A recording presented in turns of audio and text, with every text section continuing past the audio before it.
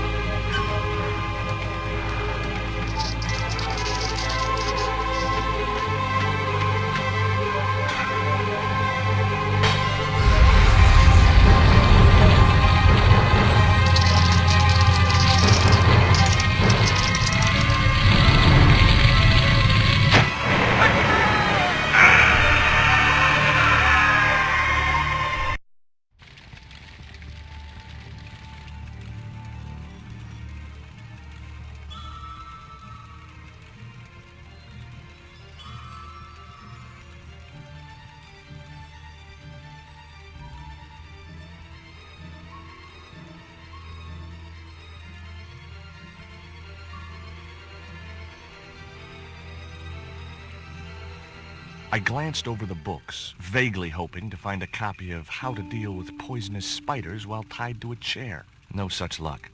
But I noticed one corner of the bookcase was supported by a loose block of wood.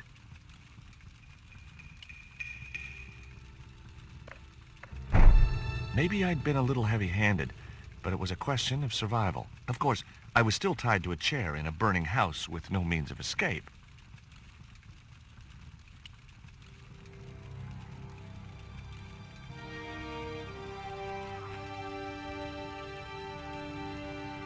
With one mighty bound, our hero was free. Now, I had to deal with that fire. I wasn't touching that spider goo. The rope was shredded and no possible use to me.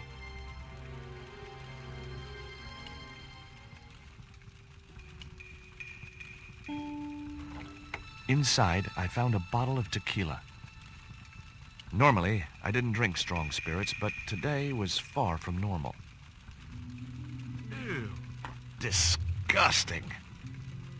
Not only did the tequila burn like hell, I just managed to stop myself from swallowing the worm. There was something short, fleshy, and gross on the carpet. It was the worm from the bottle of tequila.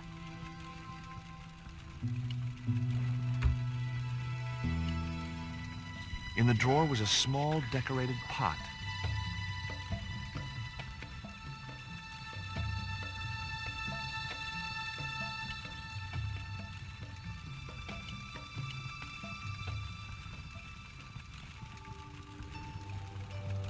That dart was sharper than a mosquito's business end, but this didn't deter me from getting it anyway.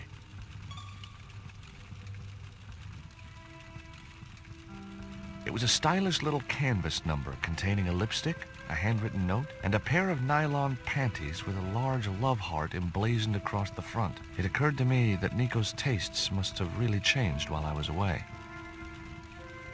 Well, they could be useful.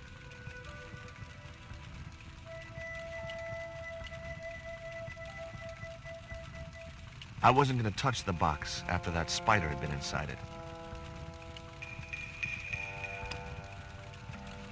The pot contained a key. I guess I had no business reading the note, but I figured it might give me a clue to what Nico was involved in. It was from André Lobineau. The history student Nico had known at college. The letter was sentimental mush, and revealed that the exotic lingerie, as he called it, was a gift from him. It gave his telephone number. Labino figured himself as a rival for Nico's affections, but I couldn't believe that that creep was in the running.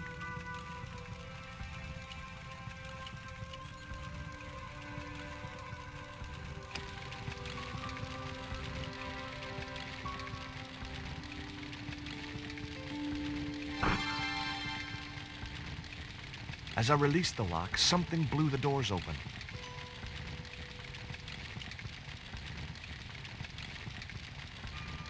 That cylinder was hot. I couldn't pick it up with my bare hands. The panties I'd found in Nico's bag were just what I needed to wrap around the hot cylinder.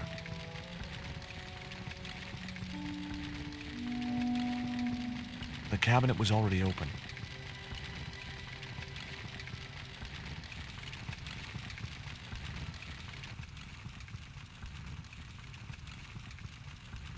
There was no pressure in the siphon.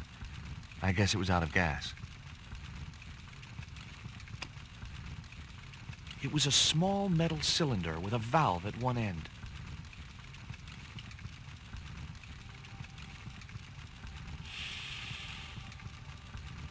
The cylinder gave out a faint hiss as the valve opened. What? Now I had one primed up and ready to use extinguisher.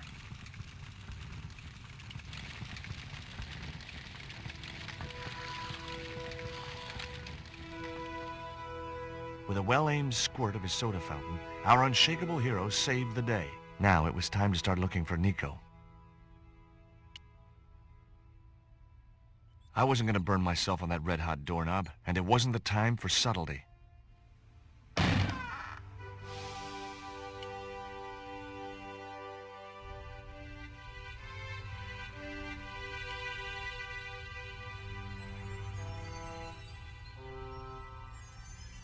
I'd found a piece of newspaper folded in two. It referred to a forthcoming eclipse of the sun. Unfortunately, it wouldn't be visible from Europe. The best place to view the eclipse would be Mexico. It was the newspaper clipping referring to the imminent eclipse. Wrapped inside it was another small piece of paper. It was a bank statement for Ubier's account from an automatic telling machine. The last 5 withdrawals were for large amounts, and all made in Marseille. It was Ubier's bank statement. Much as I disliked him, Labino might be my only hope of finding Nico.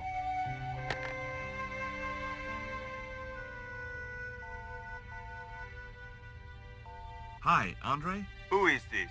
It's George Stobbart, Nico's boyfriend. Don't you mean ex-boyfriend? Look, I didn't call you just to pick a fight. I need to talk to you about Nico. Can't you accept she's just not interested in you? Listen, Andre, we need to talk. Nico's life depends on it.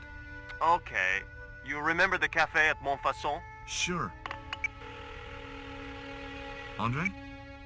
You'd better show, you creep. I felt an irrational urge to wipe my ear.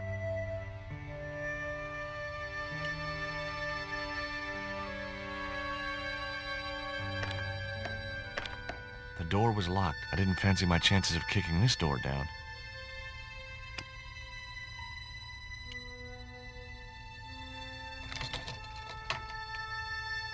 I unlocked the door.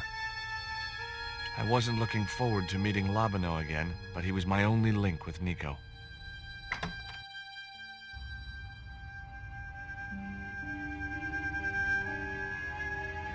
There was no sign of Labino when I got to the cafe. I decided to order a coffee and wait for him.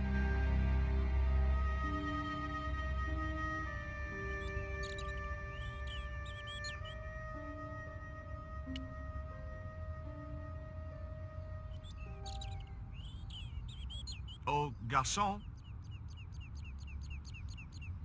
He ignored me. I'm sure it was deliberate. Pardon me, but don't I know you? Huh? You were here the day I found the catacombs. I was? Ah, yes. I remember you. Yeah. Are you still in the police force? No, not anymore. I'm a man of leisure. And what brings you back to Paris? My girlfriend. What it is to be young and in love. Will you share a bottle of wine with me? Hey, listen, I'd love to, but I need to keep a clear head. So my company isn't good enough for you.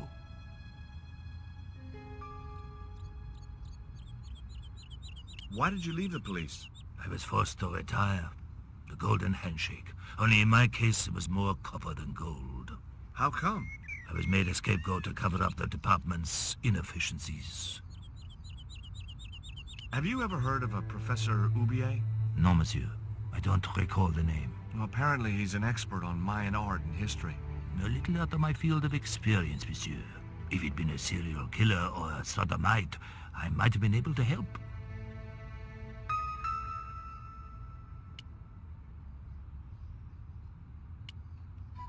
What do you make of this dart?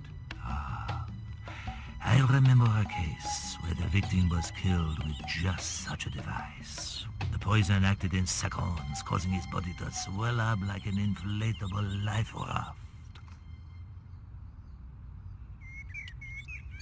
What do you make of this news cutting? Orphanage supplied fast food chain? No, it's the article above that. Oh! Total eclipse of the sun. Well, that's very dull in comparison. I don't know anything about eclipses. Tell me what you make of this note. From my years of experience, I gained a pretty good insight into handwriting. I'd say that note was written by a compulsive, obsessive type with an Oedipus complex. Hey, you've got just about everything apart from the ponytail. The ex-gendarme showed no effects from the wine he was pouring down his throat. Hey, you. What? I'd like a cup of coffee if you don't mind. When I finish serving this gentleman.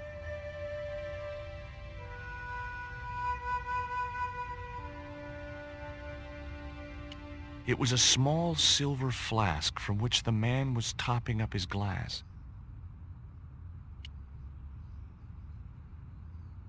What's that you're drinking? It's wine.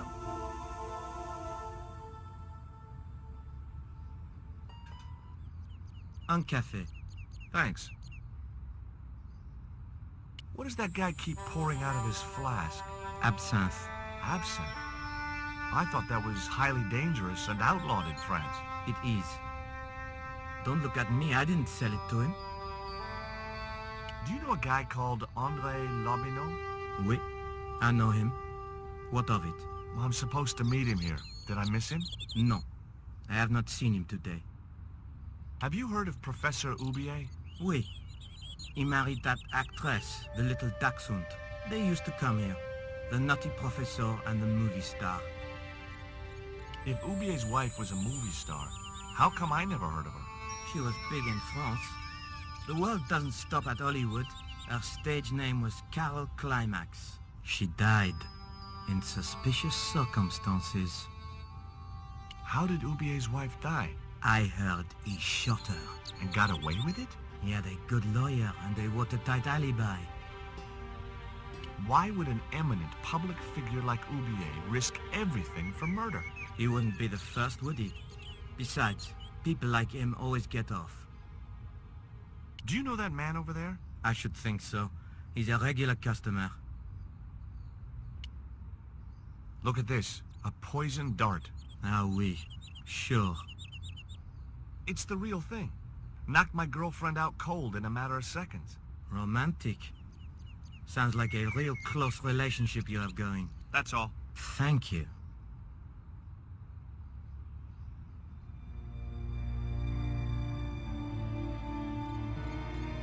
Well, this is a surprise, Georgie.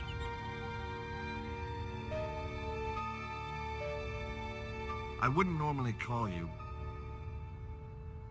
But Nico's in trouble, Andre. Deep trouble. You have to help me find her. What? What have you dragged her into this time? It was you that recommended Professor Oubier as an expert on Mayan art. Now his butler has kidnapped her, and he tried to kill me. Every time she gets involved with you, there is trouble. Walking out on her was the best thing you could do. My father was dying, damn it. I had no choice. Well, she soon recovered once she went back to her old friends. Drop it, Andre. Right now, Nico's in danger, and we have to work together. So, how can I help? Nico needed to speak to Oubier about a stone. Oh, you mean this stone?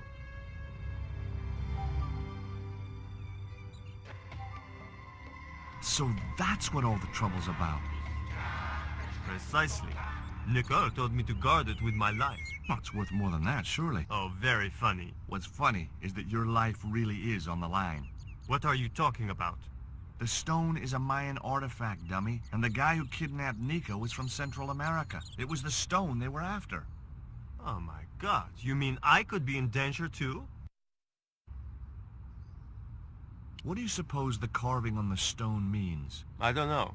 I haven't shown it to anyone. Why don't you just give it to me? I don't want your death on my conscience, George. Where did Nico get the stone? I'm not sure I should tell you. Oh, you should. It was something to do with smuggling. Why didn't Nico take the stone to Oubier? I don't know. Perhaps she suspected something like this would happen. If she's been hurt, Andre, I'll break every bone in your body. No, that's typical of you. Do you think I don't care what happens to Nicole? It occurred to me that slugs don't have bones to break, but I kept that thought to myself. Tell me about your friend Oubier. He's more of a professional acquaintance than a friend. I see. So you don't really know him at all? No, I don't. Does Oubier employ a guy from Central America? Maybe. I don't know. What do you think this is, Andre? I don't know. I'll give you a clue. It's got more backbone than you. You think you're amusing, don't you?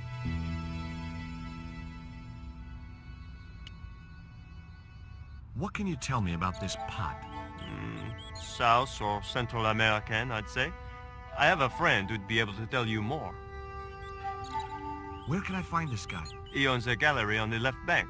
The Gliese Gallery. Take a look at this, Andre. It's a bank statement? Yeah. Professor Oubier's account. 5 large cash withdrawals in the space of 3 days. All from an automatic teller in Marseille. Suspicious, isn't it? You're even more crazy than you were before. See you later. Goodbye, Georgie.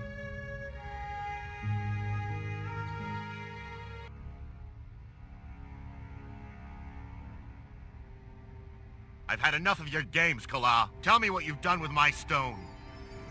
I thought your business was simply smuggling cocaine, Karzak. Why are you so interested in that stone? Either you tell me what I want to know, or Pablo here will make you talk. Okay. Well, I figured someone at the university would be able to help. So I had a word with one of my girlfriends, and she told me her boyfriend was a lecturer. I sent the stone to the Department of Ethnology. You know, I figured it was South American, so... You're not buying this, are you? That's enough! I don't have time to listen to your mindless prattle. We'll leave you to think it over. Come the morning, you'll be ready to talk.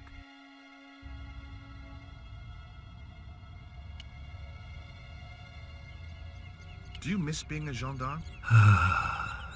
Yes, of course I do.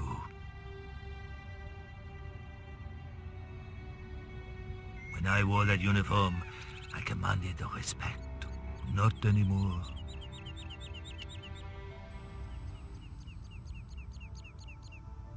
I grabbed the flask and was struck by a powerful smell of absinthe, a highly potent and illegal alcoholic drink. Excuse me. What? I'm trying to find my girlfriend. She's been kidnapped. Kidnapped? Yeah, it was our first day back together after many months. That's too bad. My God, that's depressing.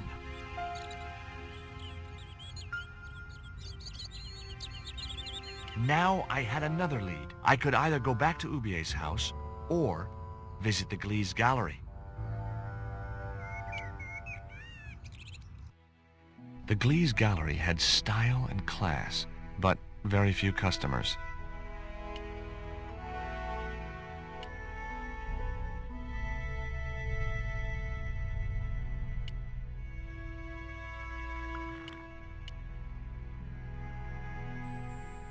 Are you Mr. Glees, the owner? Good God, no. Then I guess that must be him over there, right? Your powers of deductive reasoning astound me. Have you heard of Professor Ubier? Yes, of course. I was at his house earlier. If you're going to drop names, you could at least name one worth dropping. I thought Ubier was a well-respected man. Why, his last book was nothing but pseudo-intellectual claptrap. The demented ramblings of a drug-dependent has-been. What's that you're drinking? I'm not sure, but I have a suspicion it might be urine. Glees can't expect a favorable criticism of his gallery when he serves this muck. Would you give me your opinion on this pot, sir?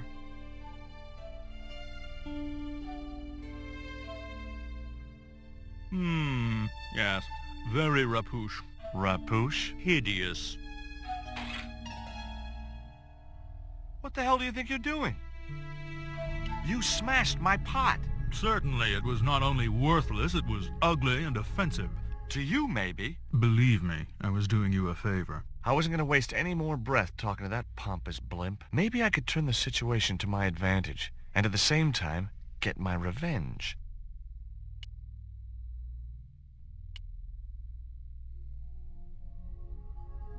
I'd like to ask you a few questions, if you don't mind. Certainly, sir. I'd be most happy to oblige.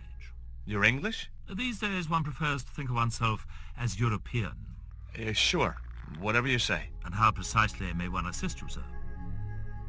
What I really wanted to ask you about was a black stone. A black stone? Yeah, it's a Mayan artifact, about as big as my hand. No, sir, one doesn't get much call for black stones. If it's Mayan artifacts you're interested in, I have some rather exquisite pots. So did I, until that slob smashed it. Have you heard of Professor Ubier? Of course. His name is synonymous with Mayan art. A number of these artifacts were supplied by Ubier himself.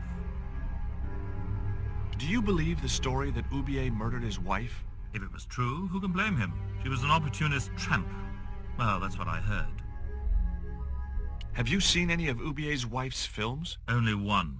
Believe me, I was appalled, shocked, disgusted, and repulsed. Well, you sure got your money's worth. Last time I went to the movies, I wasn't even titillated. I suppose you have an import license for these relics? Of course. But that's not my problem, sir. The professor arranges all the shipping. We simply collect the items from the docks. Could you tell me which docks Professor Ubier uses to import the artifacts? Good God, no. I can't possibly reveal my commercial secrets. Do you get many Central American Indians in here? No, sir. This is Paris. Central America is several thousand kilometers southwest of here. Straight across the Atlantic Ocean and turn left. You can't miss it. Well, as it happens, I saw some Central American Indians this very morning. Tourists, sir. Paris is full of them at this time of year. There is a gentleman over there who seems to be enjoying your wine. I can't think why. It was very cheap. I found this news story referring to a total eclipse of the sun. Really, sir? Well, fascinating.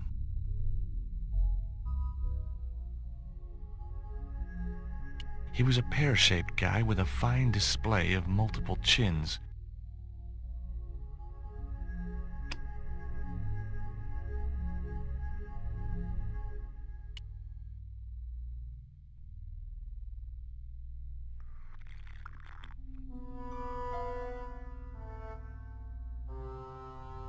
I splashed a little absinthe into the glass and hoped he wouldn't notice the change of color.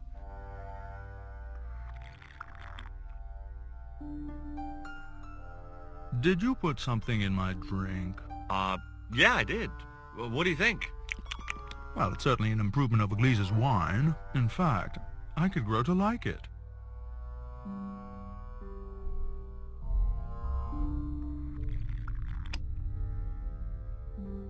Allow me.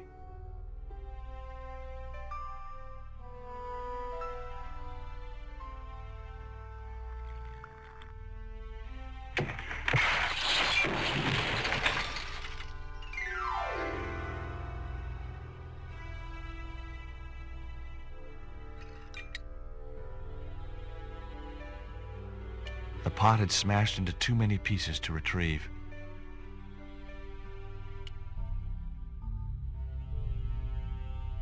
I had no possible use for a credit card reader.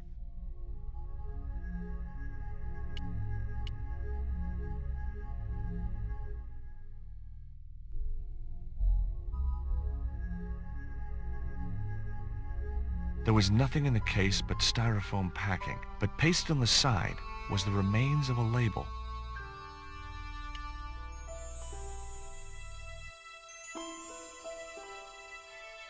Underneath the logo of a flying bird were the words Condor Transglobal Mars. The rest of the label was missing. It was beginning to make sense. Oubier had organized Nico's abduction. Oubier withdrew money from Marseille. Oubier was connected with Transglobal, who shipped their goods from a warehouse in Marseille. That's how the torn Transglobal label had once read. Marseille, not Mars. It wasn't much of a lead, but it was all I had. I set off immediately to catch the evening train.